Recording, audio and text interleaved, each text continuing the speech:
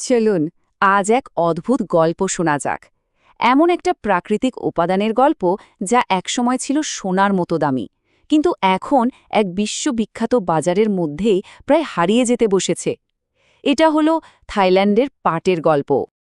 থাইল্যান্ডের হস্তশিল্পের কথা উঠলে চোখের সামনে কি ভাসে? দারুণ সব ডিজাইন, অসাধারণ ফিনিশিং আর বিশ্বমানের কোয়ালিটি, তাই না? এটা কিন্তু এমনি এমনি বলা নয়। ৩,০০০ মিলিয়ন মার্কিন ডলারেরও বেশি মূল্যের এক বিশাল বাজার এটা, যার ক্রেতা ছড়িয়ে আছে আমেরিকা, ইউরোপ থেকে শুরু করে জাপান পর্যন্ত। কিন্তু মজার ব্যাপার কি জানেন?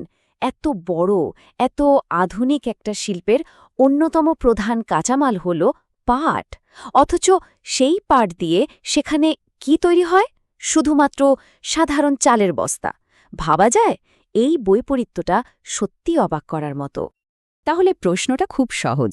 যে জিনিসটাকে তার গুণের জন্য সোনালি আঁশ বলা হয়, সেটা কেন শুধু বস্তা বানানোর কাজেই আটকে থাকবে? চলুন এই কারণগুলোই একটু খুঁজে বের করা যাক। তো প্রথমেই এই অদ্ভুতুরে ব্যাপারটার গভীরে যাওয়া যাক। থাইপাট শিল্পের আসল সমস্যাটা ঠিক কোথায়? কেন এমন হলো? আসল কারণটা হলো প্রযুক্তি। মানে থাইল্যান্ডের উৎপাদকদের কাছে এমন কোনো উন্নত প্রযুক্তি নেই যা দিয়ে পাটের ওই খসখসে আঁশকে একদম নরম মসৃণ কাপড়ে পাল্টে ফেলা যায়। আর ঠিক এই কারণেই পাট শুধু চালের বস্তার মতো পুরনো বাজারেই আটকে গেছে। সুন্দর সুন্দর হোম ফার্নিশিং বা ফ্যাশনের আধুনিক বাজারে ঢুকতেই পারেনি। আর এই প্রযুক্তির অভাবে কি হয়েছে জানেন? চলুন কিছু ডেটা দেখি, তাহলেই বোঝা যাবে পতনটা কতটা ভয়াবহ ছিল। জাতিসংঘের খাদ্য ও কৃষি সংস্থার এই টেবিলটা একটু দেখুন। এখানে থাইল্যান্ডের সংখ্যাগুলোর দিকে খেয়াল করুন তো।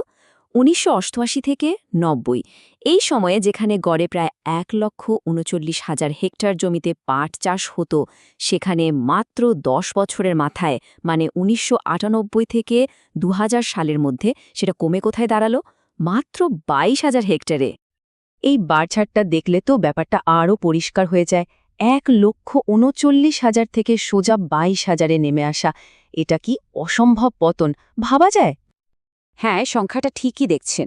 -৮৪%। মানে মাত্র এক দশকে থাইল্যান্ডের পাট চাষ প্রায় শেষ হয়ে গিয়েছিল। এটাকে শুধু পতন বললে ভুল হবে, এটা ছিল একটা ইন্ডাস্ট্রির প্রায় পুরোপুরি ধসে পড়া। আচ্ছা, এত বড় একটা পতনের পেছনে কারণটা কি? কে ছিল এর মূল খলনায়ক? উত্তরটা হলো একটি সিনথেটিক বিকল্প, যা বাজারকে পুরোপুরি ওলটপালট করে দিয়েছিল। এই জিনিসটার নাম পলিপ্রোপিলেন। সহজ কথায় এটা এক ধরনের সিনথেটিক প্লাস্টিক, আর প্যাকেজিংয়ের দুনিয়ায় এটাই পাটের সবচেয়ে বড় শত্রু হয়ে দাঁড়ালো। কারণ দুটো: এক, এটা খুব টেকসই, আর দুই, এটা পাটের চেয়ে অনেক অনেক সস্তা। এই যে দেখুন, পার্থক্যটা একদম চোখে পড়ার মতো। একদিকে পাট, যা কিনা আমাদের প্রকৃতি থেকে আসে, মাটিতে মিশে যায়, আর অন্যদিকে পলিপ্রোপিলিন, যা পেট্রোলিয়াম থেকে তৈরি আর দামে অনেক কম। বিজনেসের খেলায় খরচের অঙ্কটাই তো শেষ কথা বলে, তাই না? এই টেবিলটা দেখলেই পুরো খেলাটা পরিষ্কার হয়ে যাবে। ২০১১ সালের হিসাবে ৫০ কেজি চাল প্যাক করার জন্য একটা পাটের বস্তার দাম পড়ত $১৯। আর ঠিক একই কাজের জন্য একটা পলিপ্রোপিলিন ব্যাগের দাম মাত্র $৫। পার্থক্যটা দেখুন। আর ঠিক এই কারণেই সবাই প্লাস্টিকের দিকে ঝুঁকে পড়ল। কিন্তু গল্পে একটা টুইস্ট আছে। যখন সবাই ধরেই নিয়েছিল যে পাটের খেলা পুরোপুরি শেষ, ঠিক তখনই বিশ্বজুড়ে একটা নতুন হাওয়া বইতে শুরু করল। আর সেই হাওয়াই পাটের জন্য একটা নতুন দরজা খুলে দিল। এই কথাটা খুব গুরুত্বপূর্ণ। সারা দুনিয়ার মানুষ পরিবেশ নিয়ে নতুন করে ভাবতে শুরু করল। ইকো ফ্রেন্ডলি বা পরিবেশ বান্ধব প্রোডাক্টের চাহিদা হু হু করে বাড়তে থাকল। আর পাটের যে গুণগুলোকে এতদিন পুরনো ভাবা হচ্ছিল, সেগুলোই নতুন করে প্রাসঙ্গিক হয়ে উঠল। পাটের এই সবুজ সুপার পাওয়ারগুলো দেখুন। এটা টেকসই, এটা রিসাইকেল করা যায়, পোকা লাগে না, রোদেও সহজে নষ্ট হয় না, আর সবচেয়ে বড় কথা, এটা বায়োডিগ্রেডেবল, মানে এওকেতেই মিশে যায়। প্লাস্টিকের মতো হাজার বছর ধরে পরিবেশ নষ্ট করে না। তো পরিবেশ সচেতনতা পাটের জন্য একটা দারুণ সুযোগ তৈরি করেছে, এটা ঠিক। কিন্তু এর ফিরে আসার পথটা এখনও ফুলে বিছানো নয়। বেশ কিছু বড় বড় চ্যালেঞ্জ রয়ে গেছে।